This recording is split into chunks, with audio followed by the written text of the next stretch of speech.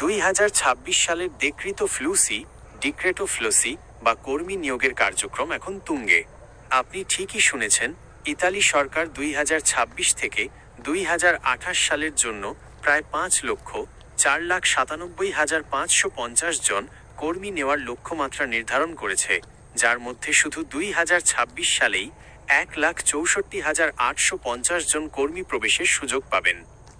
বর্তমানে গত জানুয়ারি ও ফেব্রুয়ারি মাসের ক্লিক ডেজতে জমা পড়া আবেদনগুলোর বিপরীতে নুলা অস্তা ইস্যু হওয়া শুরু হয়েছে।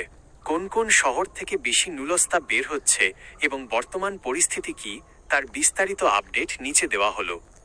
কোন কোন শহর থেকে নুলস্তা দ্রুত আসছে? ইতালিতে নুলস্তা ইস্যু হওয়া নির্ভর করে ওই নির্দিষ্ট শহরের প্রিফেক্টুরা, স্পটেলো ইউনিকো এর কাজের গতি এবং আবেদনের কোটার ওপর। 2026 সালের বর্তমান রিপোর্ট ও ট্রেন্ড অনুযায়ী নিচের শহরগুলো এগিয়ে আছে। কৃষি ও সিজনাল কাজের জন্য দক্ষিণ ইতালির সিসিলি, ক্যাম্পানিয়া যেমন নেপলস, ক্যালাব্রিয়া এবং পুগলিয়া অঞ্চল থেকে কৃষিকাজের নুলস্তা দ্রুত বের হচ্ছে। ট্যুরিজম ও হোটেল খাতের জন্য রিমিনি, ভেনিস এবং ফ্লোরেন্স এর মতো পর্যটন প্রধান শহরগুলোতে নুলস্তা আসার হার বেশ ভালো। কনস্ট্রাকশন ও ইন্ডাস্ট্রিয়াল কাজের জন্য উত্তর ইতালির মিলান, প্যাডুয়া, ভিসেঞ্জা এবং ব্রেশিয়াতে অনেক আবেদন জমা পড়েছে এবং সেখান থেকে নিয়মিত নুলস্তা ইস্যু হচ্ছে।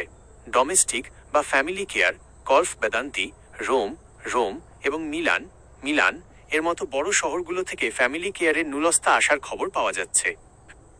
2. গণহারে নুলস্তা দেওয়ার নেপথ্যে কারণ। ইতালি সরকার এবার অভিবাসন প্রক্রিয়াকে ডিজিটাল এবং সহজতর করেছে। বিশেষ কিছু পরিবর্তনের কারণে নুলস্তা আসার গতি বেড়েছে। অটোমেশন সিস্টেম 2026 সালে অনেক ক্ষেত্রে নুলস্তা ইস্যু করার প্রক্রিয়া আগের চেয়ে দ্রুত করা হয়েছে। আবেদন সঠিক হলে এবং কোটা খালি থাকলে সিস্টেম দ্রুত রেসপন্স করছে। কোটা বৃদ্ধি। যেহেতু 3 বছরের জন্য বিশাল সংখ্যক কোটা ঘোষণা করা হয়েছে, তাই আগের তুলনায় রিজেকশন রেট কিছুটা কম এবং অনুমোদনের হার বেশি। নিয়োগকর্তার নিশ্চয়তা। এখন নতুন নিয়ম অনুযায়ী নুলস্তা ইস্যু হওয়ার পর নিয়োগকর্তাকে 7 দিনের মধ্যে কনফার্ম করতে হয়, যা পুরো প্রক্রিয়াকে গতিশীল করেছে। 3. সতর্ক সংকেত। ফেক নুলস্তা থেকে সাবধান। নুলস্তা পাওয়ার খুশিতে অনেক সময় মানুষ যাচাই বাছাই করতে ভুলে যান।